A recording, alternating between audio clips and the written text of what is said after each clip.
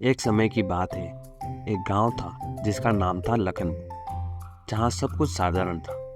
बस एक बात थी जो उसे अनूठा बनाती थी। वह था जादुई मटका। यह किसी ब्राह्मण के आदेश पर बनाया गया था और कहा जाता था कि जो भी इसे खोज लेगा उसकी मनोकामना पूरी हो जाएगी।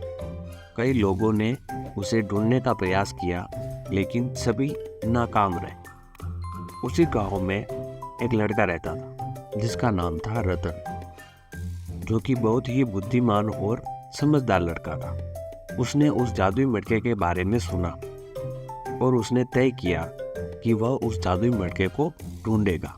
रतन ने अपनी यात्रा शुरू की और उसने बहुत सारे जंगल, पहाड़ियाँ और नदियों को पार किया। वहाँ उसे कई खतरनाक परिस्थितियों का सामना करना पड़ा, लेकिन उसने धैर्य और अपनी समझदारी और अपनी बुद्धि से उन सभी परिस्थितियों का डटकर सामना किया। एक दिन रतन एक अजीब सी गुफा में पहुंचा, जहां उसने जादुई मटके का पता लगा। लेकिन गुफा में प्रवेश करते ही उसने देखा कि जादुई मटके के चारों ओर जादुई बेड़ियां हैं, क्योंकि उसकी रक्षा करने के लिए प्रतिबंधित हैं।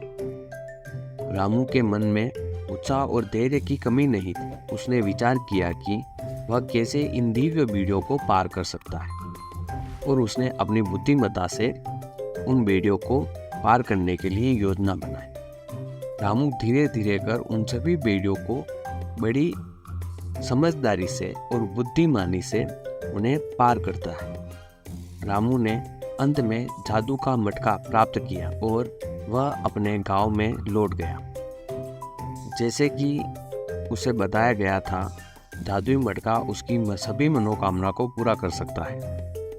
लेकिन रामू ने जादुई मटके का उपयोग अपने स्वयं के लिए नहीं किया और उसने समझदारी दिखाई।